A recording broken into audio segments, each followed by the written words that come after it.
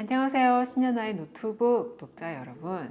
오늘 새로운 책을 한 권 소개해 드리겠습니다. 제목은 마흔의 서재. 저자는 장석주 님이신데요. 장석주 님은 시인이시고, 약간 읽어드리면 에세이스트, 문장 노동자. 그는 읽을 수 있는 모든 것을 읽고 읽을 수 없는 것들마저 읽으려고 드는 사람이다. 읽고 쓰는 일에 모든 것을 건 사람이다. 책 내용도 정말 엄청난 독서량을 자랑하고 계십니다. 저자의 글로 책 읽기란 자신을 넘어서서 다른 세계로 가는 행위이다. 책을 한 권씩 읽을 때마다 우리는 새로운 사람으로 나아간다 라고 적으셨어요. 이 다독하시는 분의 말씀이시니까 정말 남다르게 보이네요. 목차를 조금 보면요, 서문이 있고요. 서문 안에서부터 중요한 말이 나와서 이거 읽고 넘어갈게요. 예술을 하는 저에게는 굉장히 중요한 얘기였어요. 예술은 생계수단이 아니다. 예술은 삶을 보다 견딜만하게 만드는 아주 인간적인 방법이다. 잘하건 못하건 예술을 한다는 것은 진짜로 영혼을 성장하게 만드는 길이다. 커트 보네커트의 나라 없는 사람이란 책의 문구를 인용하셨는데요. 저도 생각해 보니까 마흔이 될 때쯤이었던 것 같아요. 그런 생각이 든 게, 이 세상에 문학과 이런 예술이 없었으면 정말 얼마나 무료했을까라는 생각이 들었어요. 제가 취미가 책 보거나 공연 보러 가는 건데 그때 굉장히 설레거든요. 이게 없었다면 이 정말 그냥 사막이네 라는 생각이 들었고, 이 아름다움, 예술과 문학의 아름다움을 아는 사람들은 사실 일반적인 대중에서 퍼센트로 따진다면 그렇게 많지 않을 수 있거든요. 근데 이 사람들은 인생에 있어서 되게 중요한 비밀을 알고 있는 대단한 사람들이라는 생각이 들었어요. 이 지금 보고 계신 여러분들도 우리는 인생의 중요한 비밀을 지금 공유하고 있는 겁니다. 그러면서 셰익스피어 선생님의 너무 이르면 알 수 없고 알고 나면 너무 늦다 이런 말을 인용하시면서 그래서 마흔을 정하신 것 같아요. 이것도 좋고 저것도 좋고 너무 좋아서 제가 이거 보세요. 지금 막 표시해 놓은 게 너무 많아서 어떡하죠? 일단 1장 안에서부터 얘기를 하나씩 풀어볼게요. 1장, 늦지 않았다. 초조해하지 마라. 마흔에 대한 얘기죠. 삶은 계속되고 아직 꿈꿀 시간은 많다. 후회가 꿈을 대신하는 순간부터 우리는 늙기 시작한다. 이 말을 노인이냐 젊은이냐, 젊음이라는 것의 기준을 생각하다가 몸의 나이듦, 몸의 늙고 건강함을 떠나서 정신이 늙으면 아무리 나이가 젊어도 노인이라고 말할 수 있다는 생각이 들었어요. 저는 그렇게 생각하거든요. 젊은 나이인데도 도전하지 않고 또는 너무 늦었다고 생각하고 후회부터 하고 이러면 이미 그 마음 자체가 시들어버린 거니까, 시들었다는 건 늙었다는 거잖아요. 오히려 저도 그랬어요. 오히려 그랬던 건 아닌가 반성하게 되고, 그런 면에선 아직은 나는 젊다 라는 자신감을 좀 줬습니다. 책의 문장 안에 아직 이루지 못한 것이 남아있다는 것, 아직 삶에 채워 넣어야 할 것이 존재하다는 건 스트레스가 아니라 축복이다. 정리해고를 당했다고 절망할 필요도 없고 아직 성공하지 못했다고 해서 우울해할 이유도 없다. 성공하는 인생은 좋은 직업이나 돈으로 이루어져 있지 않다. 세상에는 부자도 많지만 가난해도 행복하게 사는 사람들도 많다. 중요한 건 살아야 할 이유와 보람이다. 자신이 살아야 할 이유와 보람을 찾는 일에 노력하는 사람은 늙지 않는다. 늙을 시간이 없다. 가와기타 요시노리의 40살의 철학의 문구를 인용해 주셨어요. 꿈이 있다면 40도 결코 늦은 나이가 아니다. 그러니 20대, 30대는 늦었겠어요? 그런 얘기를 하셨고요. 제가 줄을 많이 쳐놔서 지금 좀 추리려고. 과감하게 인생의 짐들을 정리해야 한다. 불필요한 짐들은 덜어내고 단호하게 줄여야 한다. 일이든 재물이든 너무 많이 짊어지면 목적지에 도달하기 전에 지쳐버리기 마련이다. 반대로 너무 적게 들고 가면 목적지까지 가는 동안 외톨이가 되거나 위험에 제대로 대처할 수 없으며 고생을 해야 한다. 이 내용은 인생의 절반쯤 왔을 때 깨닫게 되는 것들에서 추린 글이에요. 이렇게 저자가 본인이 봤던 문구 중에 좋았던 것을 계속 인용하시면서 본인의 글을 이어가거든요. 근데 그 인용된 책이 어마어마해요. 정말 많이 책을 많이 읽으신 분이라는 게 느껴져요. 그 다음으로 또 넘어가 볼게요. 그래서 늙어간다는 것에 대한 얘기를 계속 한다면 칼 융의 현대인의 영혼을 찾아서의 한 문장을 예로 드셨어요. 나이가 들어가는 사람들은 자신들의 삶이 어딘가를 향해 오르거나 펼쳐지는 것이 아니라 냉혹한 내면의 과정이 삶의 수축을 강요한다는 것을 알아야 한다. 아이고 어렵다. 마음이 늙으면 삶도 수축이 된다, 그런 이야기시고요. 인생에 대한 어떤 확신도 없이 맞은 오늘의 마흔은 미혹이다. 내 경험에 비춰보자면 마흔은 분명 어른이 아니다. 공자시대의 마흔은 어른이었을지 모르지만 오늘날 마흔에 이른 사람들은 철이 나지 않은 그저 늙은 소년이다. 그죠? 맞는 것 같아요. 저 지금 마흔 시절이 잠깐 생각이 안 나는데 마흔이 됐을 때 기분이 좋았던 건 인생이 이렇게 흘러가는 거였구나를 약간 알 것 같은 나이였어요. 그래서 마흔이 됐을 때 40대가 저는 굉장히 좋았거든요. 그렇다면 50대는 조금 더 많은 걸 알게 되지 않을까? 라는 막연한 희망이 있어요. 그래서 빨리 은퇴하고 싶어요. 저는 빨리 은퇴하고 싶고 빨리 늙고 싶다고 하면, 빨리 나이 먹고 싶다고 하면 좀 이상하게 쳐다보시던데 그런 이유입니다. 마흔도 아직은 청춘이다. 특히 요즘은 더 그런 것 같아요.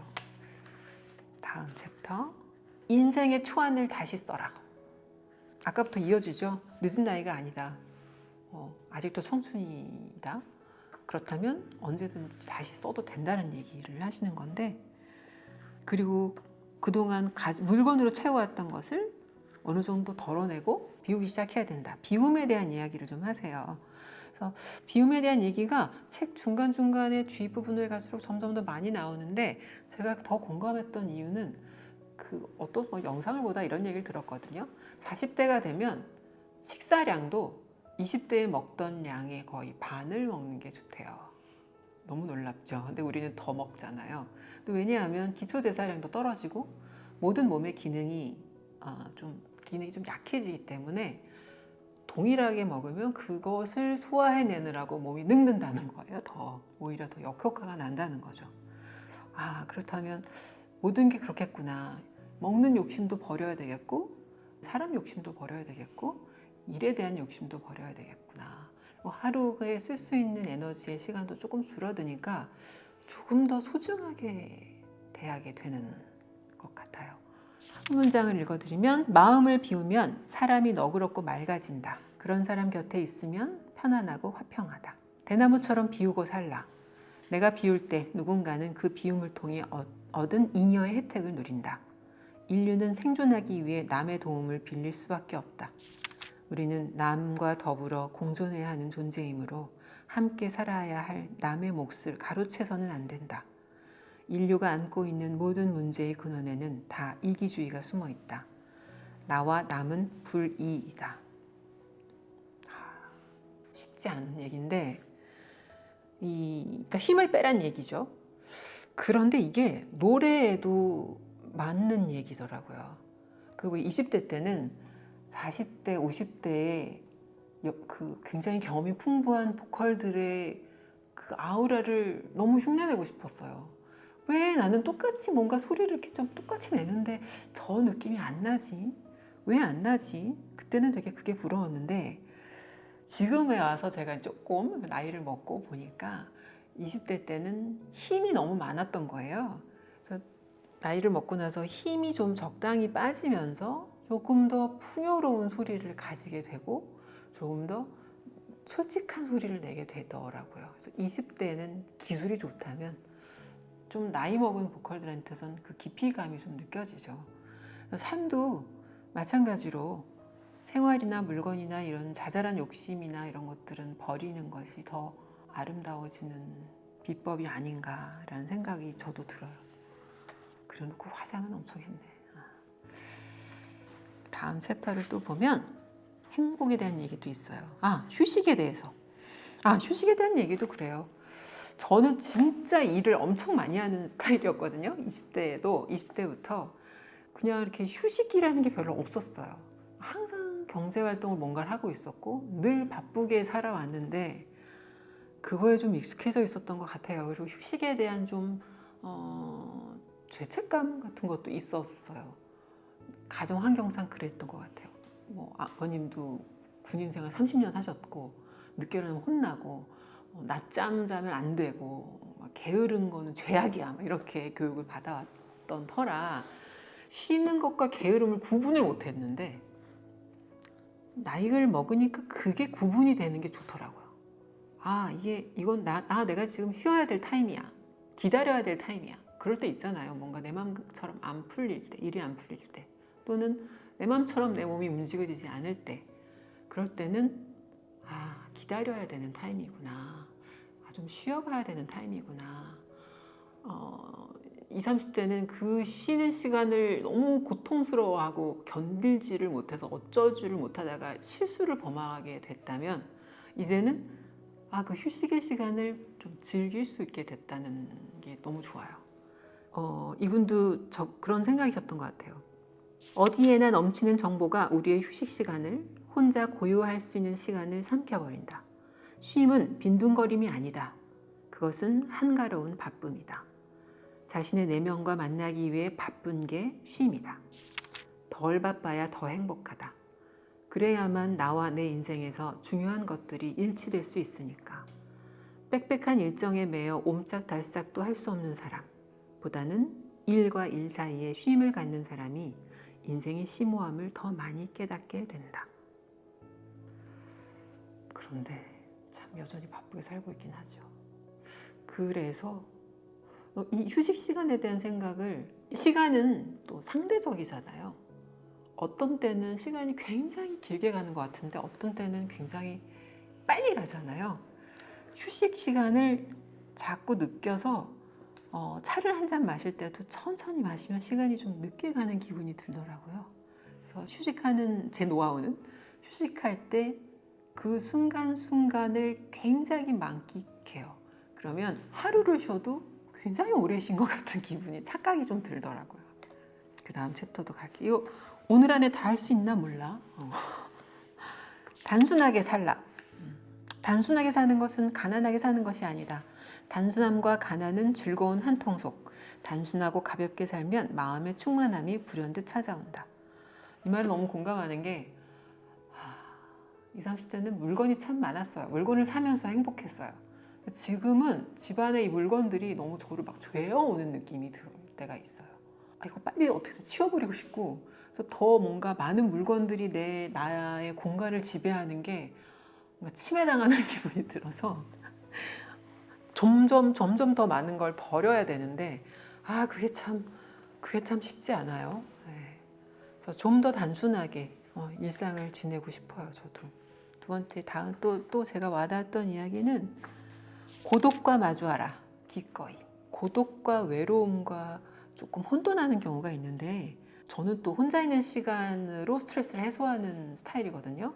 저는 바깥에 나가서 에너지를 쓰고 거기서 다 고갈된 에너지를 집에 이렇게 집콕하면서 다시 충전하는 스타일이에요.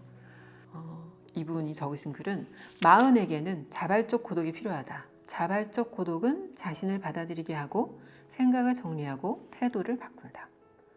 여기서 또 예술인에 대한 얘기가 나옵니다. 예술인 분들 귀를 쫑긋 세우세요. 혼자 있는 능력은 귀중한 자원이다. 혼자 있을 때 사람들은 내면 가장 깊은 곳의 느낌과 접촉하고 상실을 받아들이고 생각을 정리하고 태도를 바꾼다.